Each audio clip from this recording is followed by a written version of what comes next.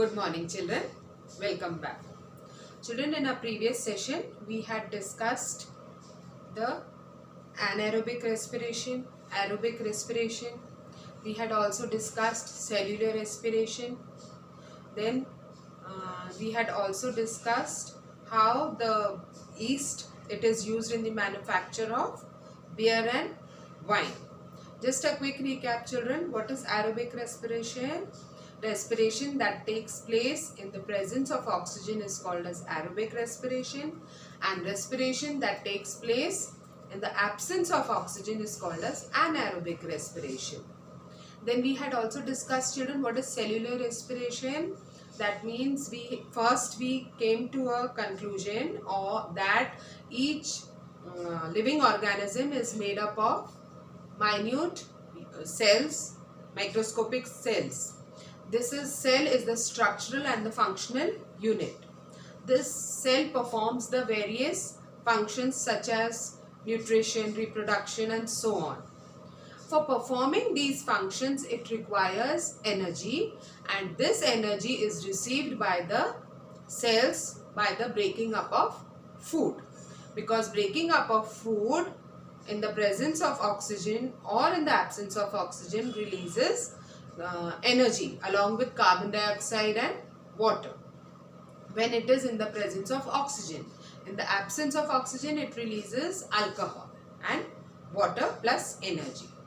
Now, children, we had also discussed why we often experience cramps in our muscles, because humans also sometimes undergo anaerobic respiration, that is but only for a short period of time, temporarily. So that all, children, we had discussed earlier. Now today, children, we will be discussing a very important topic, and that is breathing in human beings. Now, children, initially only when we were beginning this lesson, I had told you that breathing and respiration are two separate things. They are not the same. Okay, what is breathing? Breathing is a process in which we inhale the air that is rich in oxygen and exhale or give out air that is rich in carbon dioxide. Again, I am repeating, children, what is breathing? Breathing is a process in which we inhale oxygen rich air and exhale out or give out from our body air that is rich in carbon dioxide using the respiratory organs. That is the process of breathing. Like, breathing is a part of respiration process.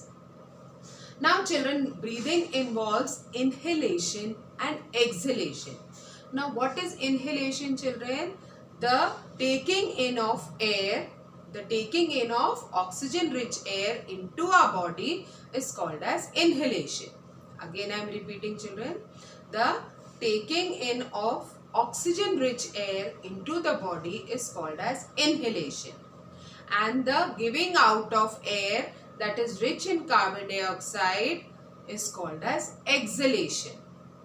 Again, I am repeating, the giving out of air that is rich in carbon dioxide from our body is called as exhalation. So these are the two processes, inhalation and exhalation. Now, children, if I ask you to cover your mouth and nose with completely your mouth and nose, and then if I ask you for how long can you hold your breath, okay, and for how long you will be able to breathe. After some time you will feel that I am feeling suffocated and I don't want to, I cannot breathe now, isn't it? So then that means for our survival, breathing is an essential process. You cannot survive without breathing. Now, children, if I ask you, do you breathe at the same rate all the time? No.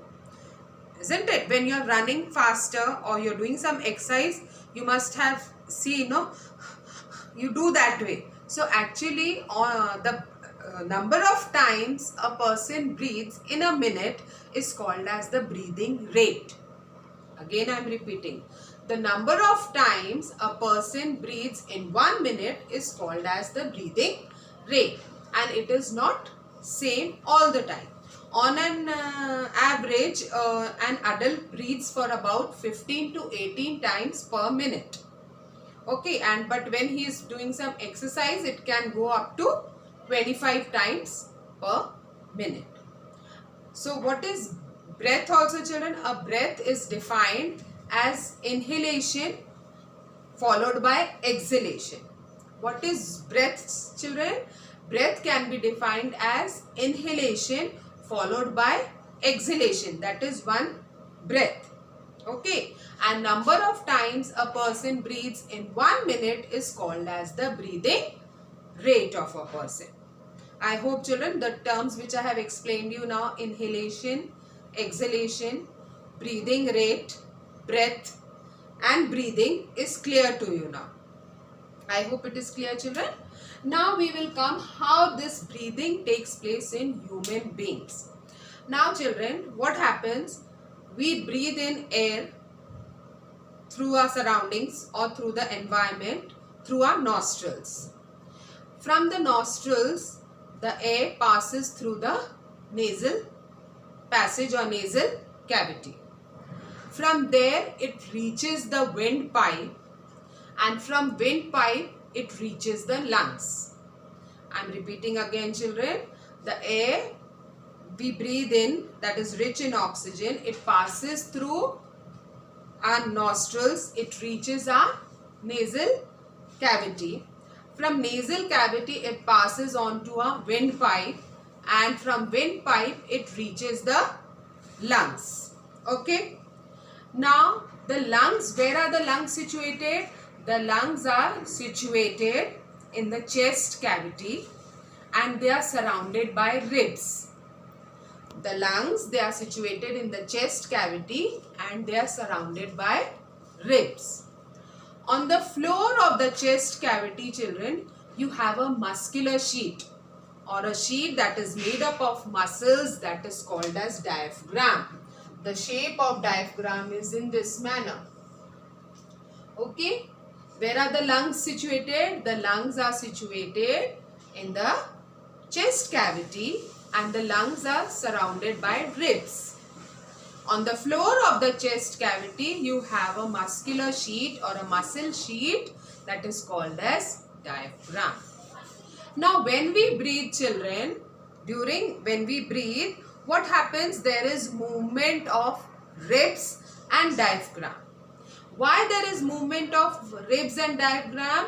Because our lungs expand and contract when we breathe.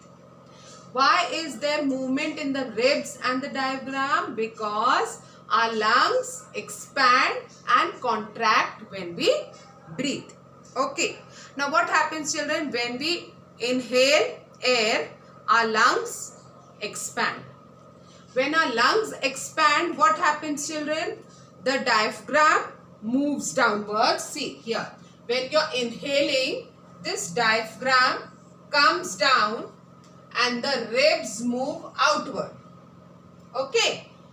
When you're inhaling air, the lungs are expanding. So when the lungs are expanding, the diaphragm is moved downward and the ribs move outward. But when you exhale, when you give out air, what happens? The lungs are contracting. So the diaphragm and the ribs come back to their original position. So this is the process of breathing in human beings. This process, children, this theory portion, I think you will be saying, "Arey, ma'am ne kaise samjhaya?" But if I explain you with the help of this flow chart, if you remember these things, you will never forget breathing in human organism, in human beings. See, children, we breathe in air through our nostrils. Okay. From nostrils, the air reaches the nasal cavity or nasal passage. From nasal cavity to windpipe. From windpipe to lungs. Now, where are these lungs situated? These lungs are situated in the chest cavity and they are surrounded by ribs. Okay, this much is clear. Nostrils, from their nasal cavity, from their windpipe and lungs. Lungs are situated in the chest cavity and they are surrounded by ribs. On the floor of the chest cavity, what do you have? Floor of the chest cavity, you have diaphragm. This muscular sheet called as diaphragm. And this diaphragm and ribs, they move when the lungs expand or contract. I hope children, this breathing mechanism, it is important. You should understand it nicely. I hope children, it is clear to you. In our next sessions, we will be discussing respiration in plants and respiration in animals. Till then, thank you and God bless.